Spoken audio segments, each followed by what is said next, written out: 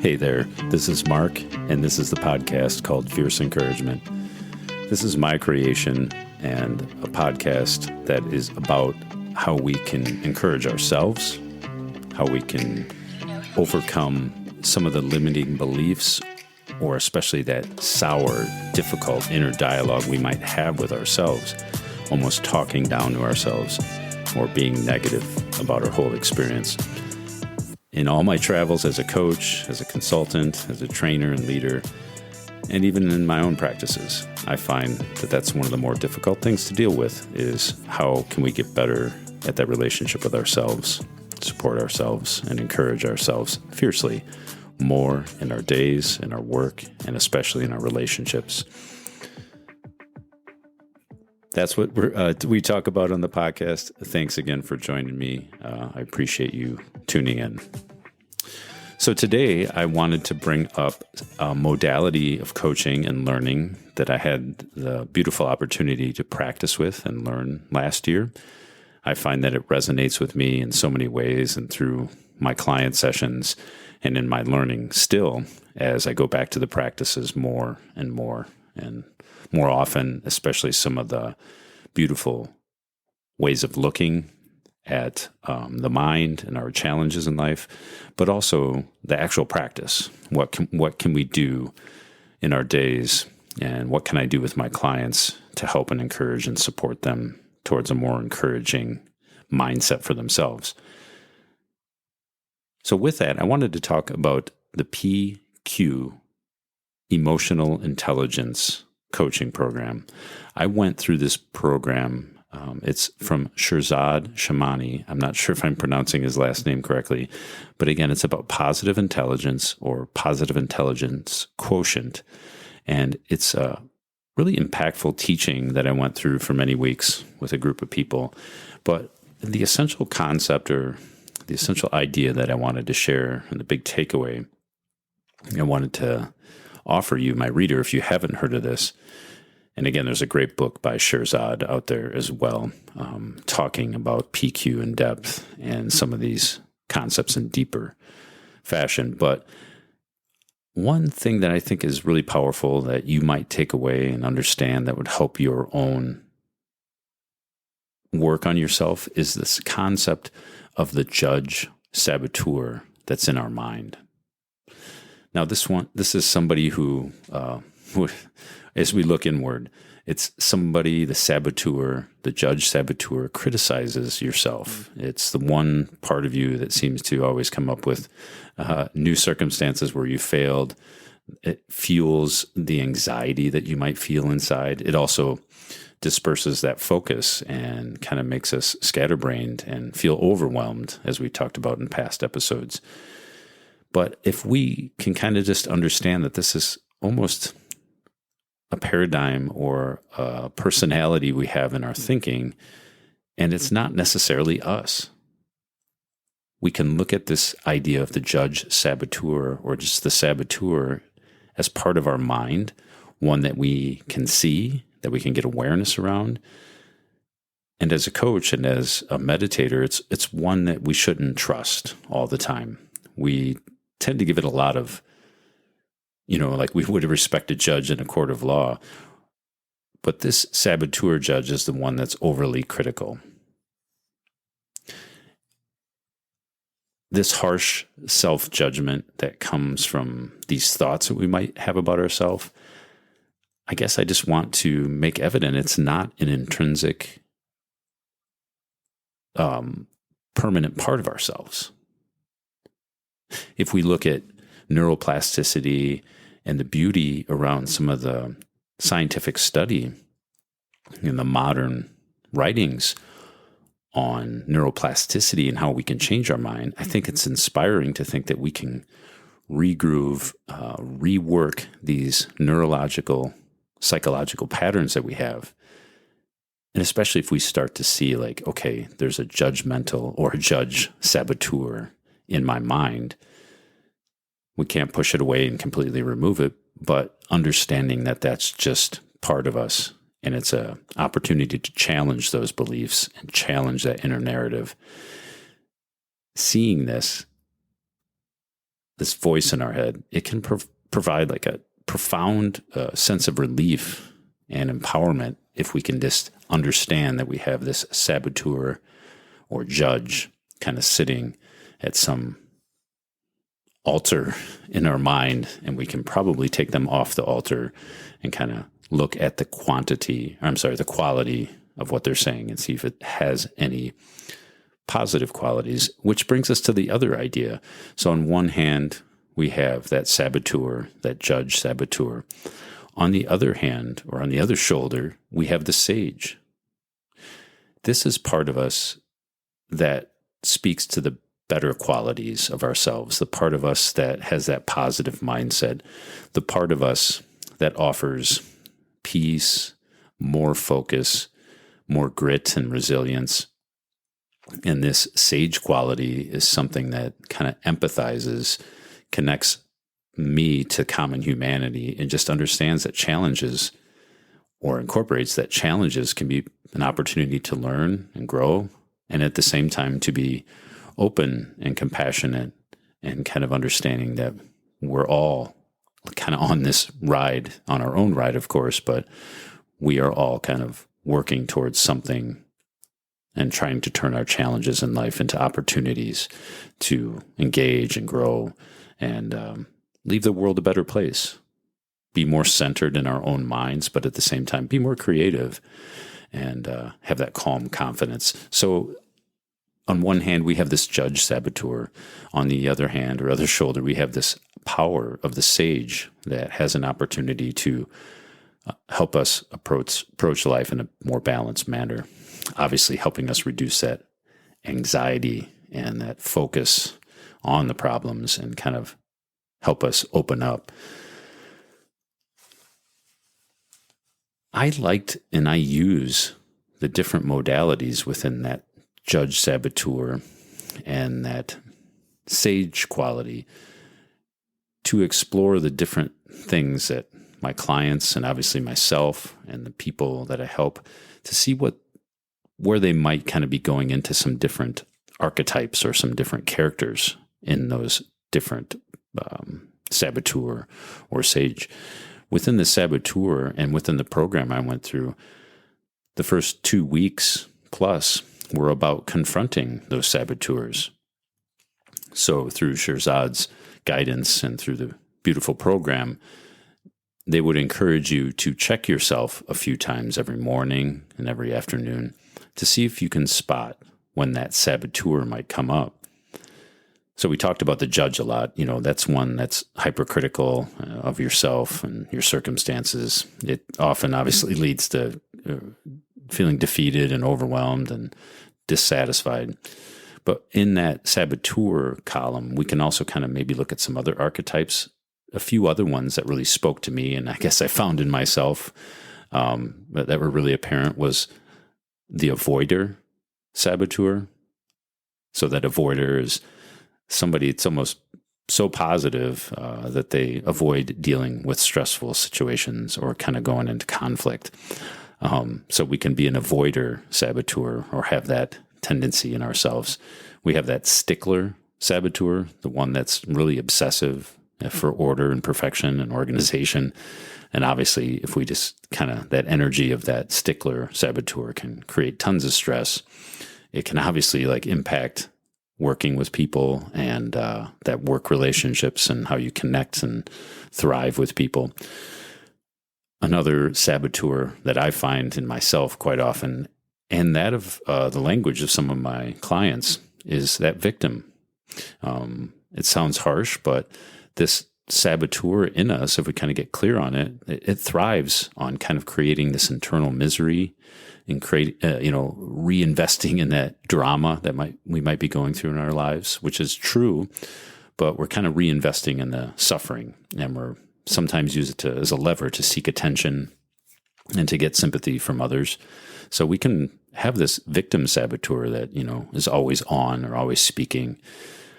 One other one that I have, as well as some other friends and people that I've worked with, is that pleaser saboteur. So it's kind of this almost self-depreciating saboteur that uses all its energy to gain acceptance and affection by pleasing and helping and always saying yes, usually and more often than not at the expense of our own needs. So we can have a pleaser mentality or a pleaser saboteur that kind of pulls us down.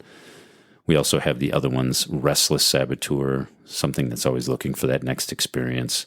And the hyper-rational saboteur, obviously somebody or a saboteur that's intensely focused on kind of over-processing everything and being very intellectual about it and relationships. And this obviously leads to this kind of always on and this emotional exhaustion, with this person. If you have that saboteur in yourself, that's a tough relationship, and it's a tough place from which to encourage yourself from. There's other ones that are in here as well, a controller, a hypervigilant, hyperachiever.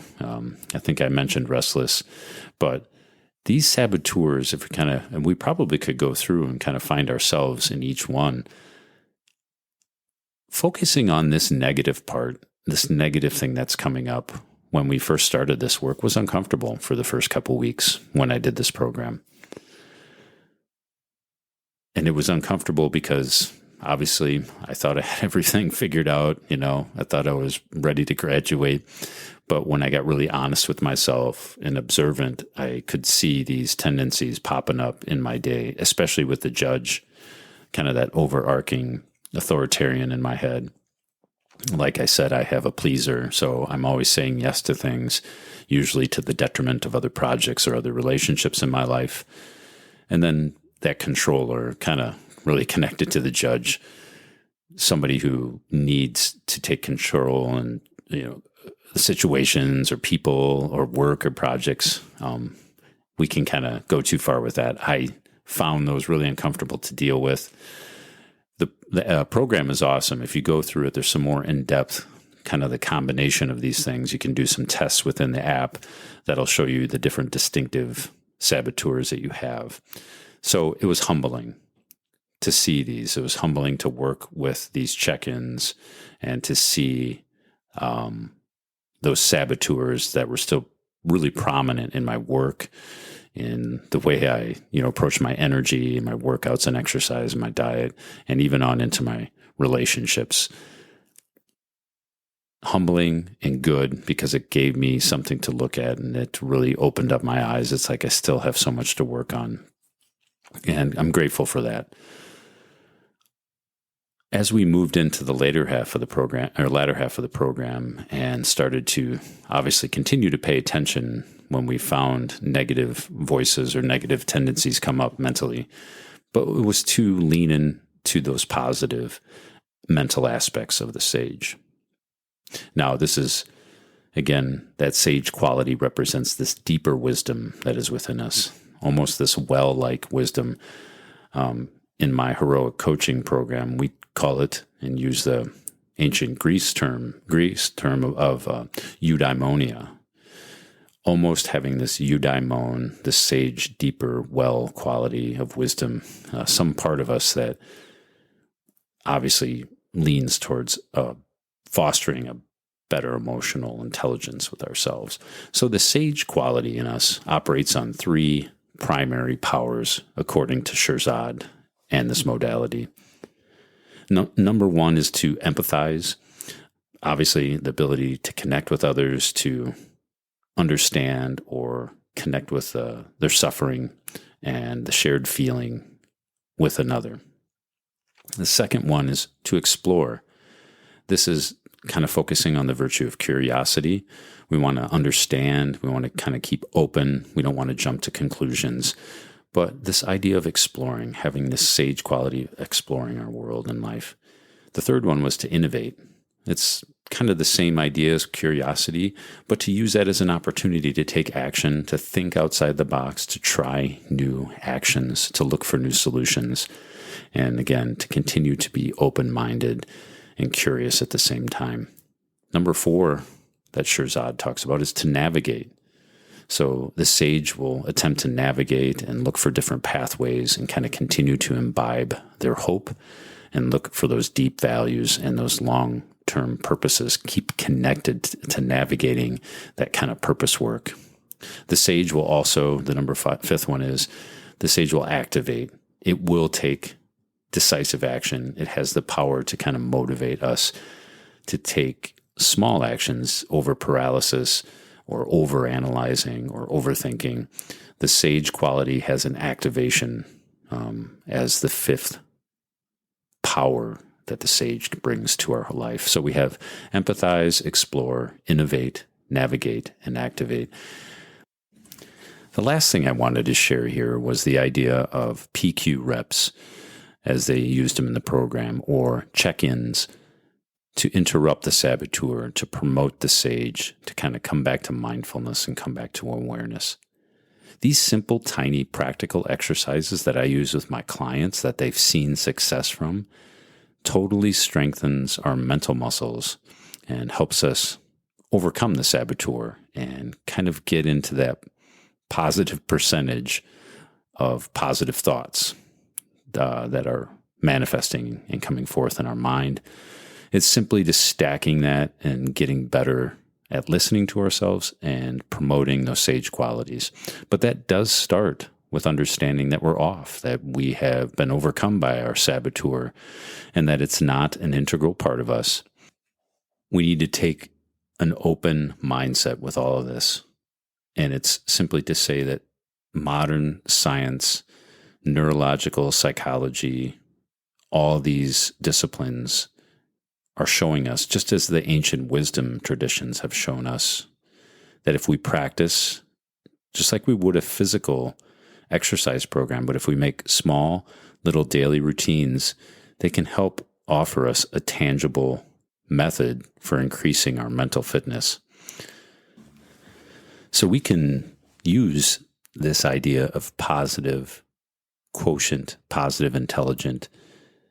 Use these small little reps every day.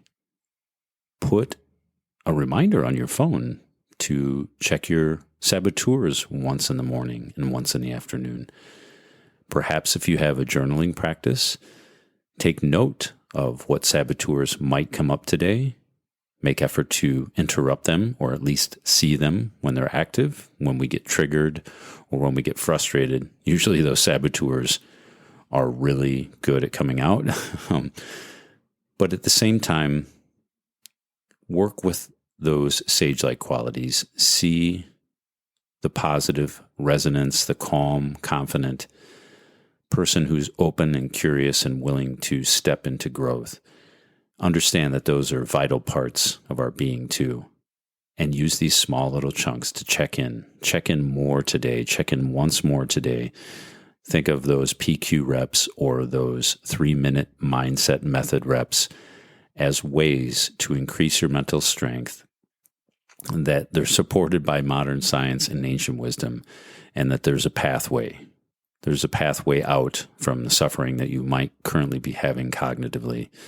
And again, it's not to say that everything's going to be perfect from here on out, but it is giving you that muscle, that strength, that inner mental strength, and that exercise ability to show up more often when things do start to spiral out of control. Check out the PQ school if you're interested in going deeper on the learning with the positive intelligence or positive intelligence quotient learning method with Shirzad. I believe there's a great book. I've listened to the audiobook on it. It really helped me as I went through the course. That would be something if you just wanted to go a little deeper on the methodology. But past that, continue to look at your mind and your inner mindscape as an opportunity to interrupt the saboteurs, to promote the sage, and to use a moment-to-moment awareness with some help from your phone or your device to ask you a couple times a day, what is my saboteur this morning? What sage quality do I want to bring forth? And know that you're worth the effort. Truly, truly, I've seen people's whole lives change from just taking time to work in small little chunks and tiny little habits like we talked about in a previous episode. Using these tiny 1-minute, 2-minute check-ins during our day, it really can start to change the momentum of a mind and a life that has gone to overwhelm or burnout or depression. So think about trying them out. Run your own experiments. And if you didn't know, I am a lifestyle and a life coach. I help people design a better mind, design a better life, feel more at home in their head. So often we get pulled down by the negative things that might come from our upbringing and our family and our schooling. Even our work can feel overwhelming. So if you're struggling and really having a difficult time, I'd love to meet with you for a quick discovery session. I'll listen to what's going on and provide you a customized plan to go forward, to have more mental strength, to feel more at home in your life, and obviously flourish in your work and your relationships. Reach out to me. I'm at markwalkercoach.com. I'd love to set that up with you. Otherwise, thank you for listening. Stay in the game. Keep on fiercely encouraging yourself, and have a great start to your day or a wind up to your day. Thanks again for listening. Look forward to next time. Bye now.